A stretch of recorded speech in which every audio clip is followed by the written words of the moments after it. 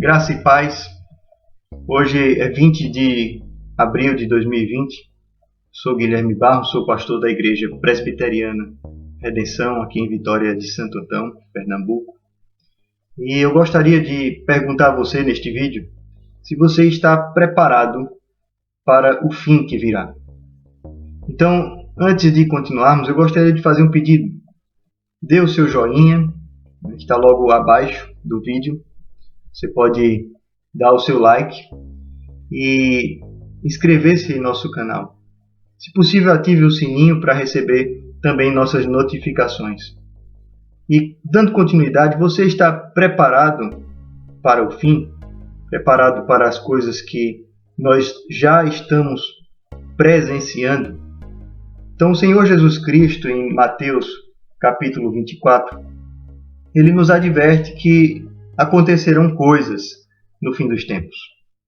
Neste domingo nós pregamos na igreja um sermão trazendo 5 fatos que antecedem a vinda de nosso Senhor Jesus Cristo. São 5 fatos que o próprio Senhor Jesus nos aponta no seu sermão profético lá em Mateus 24, que também está descrito em Marcos capítulo 13 e Lucas capítulo 21. Então, atente para as coisas que vamos falar neste vídeo. Fique conosco até o fim, a fim de que meditemos um pouco a respeito disso.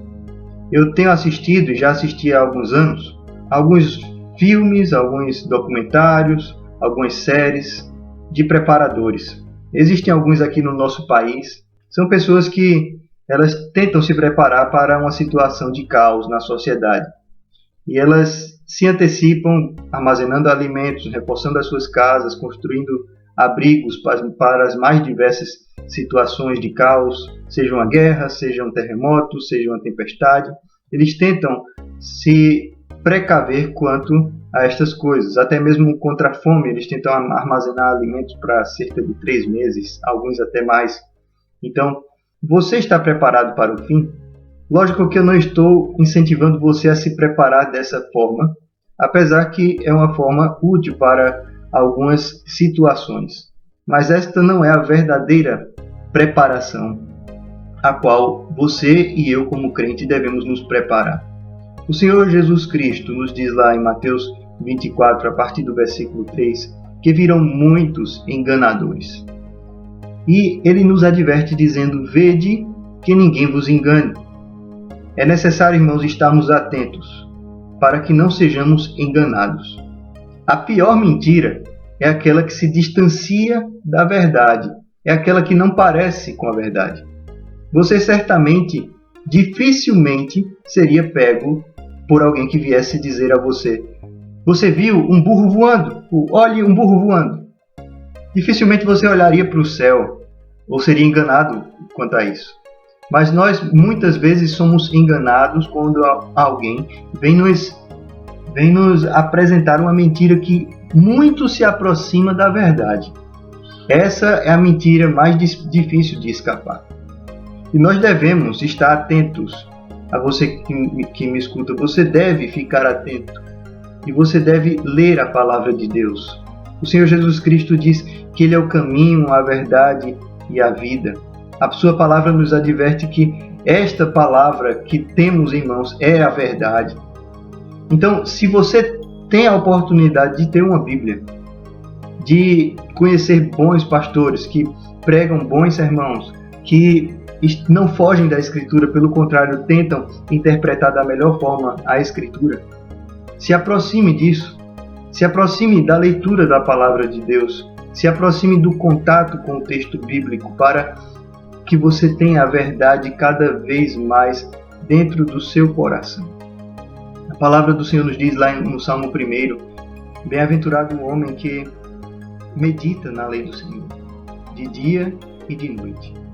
Ele será como uma árvore plantada junto a ribeiros de águas, que no devido tempo dá o seu fruto, cuja folhagem não murcha.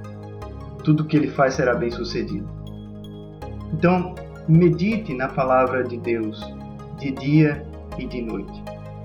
Deixe de gastar o seu tempo. Talvez você gaste tempo com coisas fúteis, com jogos de videogame, assistindo diversos vídeos que não trazem instrução, pelo contrário, só são vídeos de comédia, filmes ou de falatório político somente.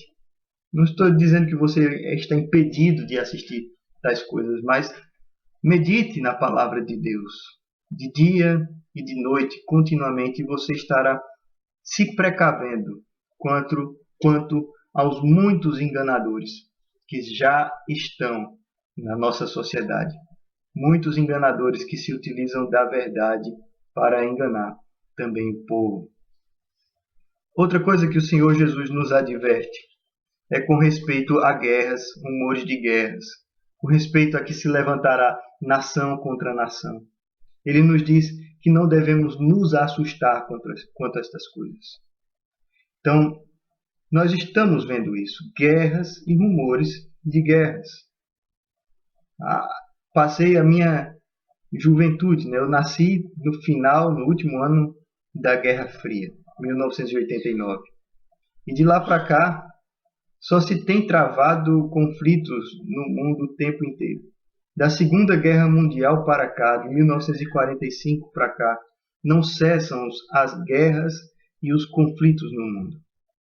Você talvez tenha percebido isso também. Foi Vietnã, a Guerra do Camboja, a Guerra das Coreias, a tensão entre Estados Unidos e Rússia, que foi uma guerra também econômica entre Estados Unidos e União Soviética, acabou com o esfacelamento da União Soviética, mas que nunca de fato foi destruída. O pensamento comunista ainda está em voga e agora se traz novamente à tona essa disputa, né? Estados Unidos de um lado, China e Rússia do outro, tentando dominar o planeta. Quando falo tentando dominar o planeta, não só economicamente, mas eles tentam também dominar por meio territorial também. Então, construindo ilhas artificiais por todo o mar do sul da China, colocando dinheiro, emprestando dinheiro a altos juros para países pobres e depois colocando esses países à sua disposição quase como se fossem colônias, né? Especialmente a China tem trabalhado isso, emprestando dinheiro e colocando empresas de grande porte em países que não têm muitos recursos e esses países acabam ficando nas suas mãos. Então, novamente, essa tensão entre Estados Unidos e a antiga União Soviética tem se aflorado no mundo, tem ficado cada vez mais forte. E agora que essa pandemia está assolando no mundo e que as economias estão indo cada vez mais para o fundo do poço, esse poderio militar que esses países têm vão acabar entrando agora em choque de uma maneira talvez até mais terrível. Não digo que surgirá uma guerra logo de início, mas essas tensões que estão indo para o campo militar. E a palavra de Deus nos diz que não devemos nos assustar. Não se assuste, porque é necessário que estas coisas aconteçam. É necessário que essas guerras, que os rumores de guerras aconteçam. Não é porque Deus não está vendo, não é porque Deus não está escutando aquilo que os homens fazem, não é porque Deus é mau que estas coisas estão acontecendo, mas porque Ele quer que elas aconteçam. Estas coisas são necessárias para que cheguemos ao fim. Estas coisas são necessárias para que a vinda de Cristo se dê sobre os homens. Então, não se enganem pelos enganadores, pelos muitos enganadores. Não se assustem com as guerras, com os rumores de guerra. São necessários. É necessário que estas coisas aconteçam. Outra coisa que a palavra do Senhor nos adverte é que virão terremotos e fomes em vários lugares. Então, esteja preparado lendo a Escritura. Esteja preparando o seu espírito de maneira que você lance sobre Deus toda e qualquer ansiedade, entendendo que Ele tem cuidado de nós. Ele tem agido, Ele não está de olhos fechados para aquilo que acontece na humanidade, mas Ele nos diz que é necessário que essas coisas aconteçam. Então não nos atemorizemos, mas confiemos em Deus. Não nos enganemos, mas venhamos a ler a sua palavra e aprender mais dele para não sermos enganados. Outra coisa, fomes e terremotos surgirão em vários lugares. Então, muitos terremotos já aconteceram, tremores de terra misturados com tsunami, catástrofes naturais têm acontecido o tempo inteiro no mundo. E eu acredito que isso será quando Deus quiser que isso aconteça, intensificado. Fomes já acontecem no mundo. Nós sabemos que elas já acontecem. Em vários lugares pessoas estão morrendo de fome. Mas vários lugares, a mais do que já vemos, serão preenchidos com a miséria e a fome. Depois dessa pandemia, nós vamos passar por uma situação difícil. Muitos já passam por uma situação difícil, mas vamos passar ainda mais. Nós estamos hoje, no dia 20 de abril de 2020, chegando a um preço histórico no petróleo. Um barril de petróleo, um tonel de petróleo, falando de maneira mais vulgar, está custando R$1,34 de dólar. Aproximadamente R$7. Então imagina, algo que já foi muito caro para você que nos escuta ter uma ideia. Em janeiro deste mesmo ano, um barril estava custando cerca de $70. Então cerca de R$350. Em 2008, que foi o pico, do petróleo, este mesmo barril custava $145. Então, imagina que perda de valor. Talvez você pense, é bom que a gasolina vai baixar. A gasolina já está mais barata que o álcool em alguns lugares. Então, é bom que ela vai baixar ainda mais. Nós vamos poder andar mais de carro. Mas não é bem assim. Tudo que temos hoje, quase tudo que temos hoje, envolve o petróleo. O computador, o qual faço essa transmissão, tem diversos componentes, desde a tecla, toda a carcaça, o revestimento de toda a fiação dele vem do petróleo. A impressora, a sua sandália, seu sapato. Então, até mesmo o seu relógio, mesmo que seja de metal, tem componentes de petróleo. Várias usinas termoelétricas são abastecidas com componentes de petróleo. Quase tudo, desde a sua geladeira, seu fogão, até mesmo a garrafa de refrigerante que tomamos, tem componentes de petróleo. A calça que você veste, que antigamente era toda de algodão, agora já é algodão, mais poliéster e outras coisas mais que vêm do petróleo. Então a indústria do petróleo já diz que haverá 85% de perda. Aliás, a indústria do petróleo já diz que eles perderam 85% do seu capital. Então veja, 85% de perda só na indústria do petróleo. Imagine nas outras indústrias. Isso significa a redução do valor do petróleo, que é uma produção de petróleo, mas não há quem compre. E por que não há quem compre? Porque toda a sociedade está parada por causa desta pandemia. E estando parada, não há geração de riqueza. A palavra do Senhor nos diz aquele que não trabalha, não coma. Se fôssemos passar 40 dias em casa sem comer, sem precisar de dinheiro para nada, seria tudo bem.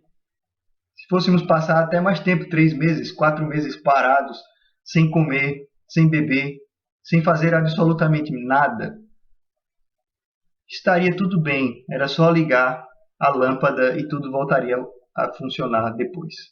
Mas acontece que não é assim. A indústria de energia continua. Nós precisamos nos alimentar. As pessoas precisam consumir para poder viver também, ainda que seja um consumo de subsistência. Então devemos estar preparados para não blasfemarmos contra o nome de Deus, porque Ele já nos adverte. Haverá fomes. E nós, como crentes, não estaremos imunes a fome. Sabemos que Deus será o nosso sustentador até o fim. Ele é o nosso alimentador. Ele alimentou o povo no deserto. Ele alimentou profetas, até mesmo com corvos, entregando o alimento diário deles. E ele certamente há de alimentar o seu povo.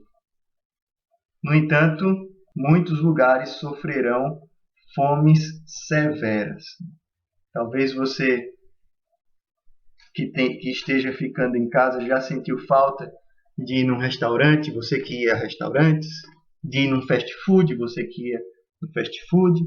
E qualquer dono ou dona de casa certamente já percebeu a diferença ao ir no mercado. Feijão, arroz, tudo mais caro, cada vez mais caro.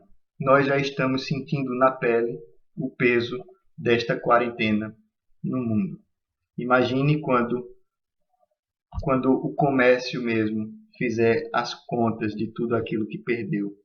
Então, o Senhor Jesus Cristo nos diz que tudo isso, quando nós começarmos a ver essas coisas, tudo isso é o princípio das dores. Ele nos dá este alerta. Não blasfememos contra o nome de Deus quando estas coisas acontecerem. Pelo contrário, venhamos a exultar, porque Cristo está cada vez mais próximo. Cristo está cada vez mais perto de nós que somos seu povo. E ele nos diz, nos adverte, como um noivo verdadeiro, não como aquele noivo que mentiu durante todo o namoro para a namorada, dizendo que era um bom dono de casa, que iria lavar os pratos, varrer a casa, que não iriam passar necessidades, e quando a moça casa, vê que tudo é diferente. Jesus Cristo não é um mau noivo. Ele nos adverte dos ardis de nosso relacionamento com Ele, mas Ele também nos diz que, como sua noiva, nós sairemos vencedores. Ele nos diz que as portas do inferno não prevaleceram contra a igreja. Então, nós devemos estar confiados, como igreja, na palavra do nosso noivo. Isso que vai nos acontecer também nos trará mais confiança em Deus, porque nós saberemos que Ele é verdadeiro conosco. Ele nos diz que fomes virão, que guerras virão, que falsos mestres tentarão nos enganar. E Ele nos adverte coisas mais difíceis ainda. Muitos se escandalizarão, trairão uns aos outros. Muitos falsos profetas enganarão a muitos. A iniquidade se multiplicará e o amor se esfriará de quase todos. E Ele nos chama à perseverança. Então, se aproxime da verdade. Não esteja assustado. Saiba que quando a fome e as catástrofes naturais acontecerem, se porventura vierem a acontecer sobre nós aqui no Brasil, não blasfememos contra o seu nome, mas saibamos que Jesus está mais perto. Esta é a maneira de nos prepararmos para o fim, sabendo que Ele tem nos alertado de tudo, como a sua igreja. E que Ele também nos diz que seremos atribulados, está no versículo 9 do capítulo 24 de Mateus. E seremos mortos por causa do nome dele. Então nós, como igreja, seremos mortos por causa do nome de Cristo. Não venhamos a ver estas coisas e blasfemar contra Deus, mas estejamos nos preparando para o momento em que, se possível, que se acontecer conosco, nós venhamos destemidamente a dar a nossa própria vida pelo nome de Cristo. Que venhamos a ter o nome de Cristo como o nome que nos salvou, o nome que nos dá a vitória sobre este mundo. E que possamos ser valentes, agora expressando não a valentia como os homens veem os valentes, aqueles que tomam a cidade, que conseguem vencer batalhas. Mas a nossa batalha é vencida como cristão quando esta vida aqui acaba. Quando aqui nesta vida nós combatemos o bom combate não dos homens, de ser o melhor negociante, de ser o melhor empresário, de ser o melhor profissional, de ser aquele que conquistou mais bens. Mas a nossa vitória está no combate da fé. Quanto mais fé tivemos, melhor combatemos. Neste combate podemos no fim da vida dizer, como disse Paulo, combati o bom combate, completei a minha carreira, guardei a minha fé. Então Jesus Cristo nos diz, vocês serão mortos, vocês serão atribulados por causa do meu nome. Vão trair vocês. Muitos falsos profetas enganarão a muitos que estavam andando ao seu lado, caminhando com vocês, mas que não eram dos nossos. A iniquidade se multiplicará no mundo, os homens se matarão, os filhos matarão seus pais, os pais matarão seus filhos. O amor de quase todos se esfriará, mas Deus nos chama a estar preparado com perseverança. Perseveremos até o fim. Persevere até o fim. Porque aquele que perseverar até o fim, esse será salvo. E Jesus Cristo, só para completar o que ele nos diz aqui, ele diz que o fim virá depois que o evangelho do reino for levado, for pregado a todos os povos para testemunho de todas as nações. Isso está no versículo 14 da sua palavra, no capítulo 24 de Mateus. O evangelho, você que me escuta, será pregado. Talvez você diga, mas a igreja já enviou missionários e já se pregou no mundo inteiro. Lá em 1 Pedro, se fala de cristãos que fugiram de Roma para outras 5 regiões do Império Romano ainda, mas que estavam longe, a uma certa distância de Roma. E lá se usa a expressão aspersão do sangue de Cristo. Aqueles irmãos foram eleitos de Deus para a aspersão do sangue de Cristo. Aqueles que forem perseguidos e atribulados antes da vinda de Cristo são eleitos da aspersão do sangue de Cristo. A última jornada missionária da igreja será antecedida pela tribulação e perseguição da igreja. Nós seremos perseguidos ao ponto de não podermos mais negociar como comumente fazemos, como rotineiramente fazemos. Nós seremos perseguidos ao ponto de que, se formos identificados como cristãos, nós seremos atribulados e mortos. Mas à medida que a perseguição aumenta, a igreja de Cristo será espalhada por toda a terra, por todas as nações.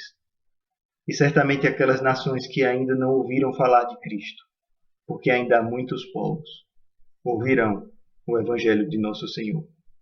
E aqueles que hão de crer, crerão e serão também salvos.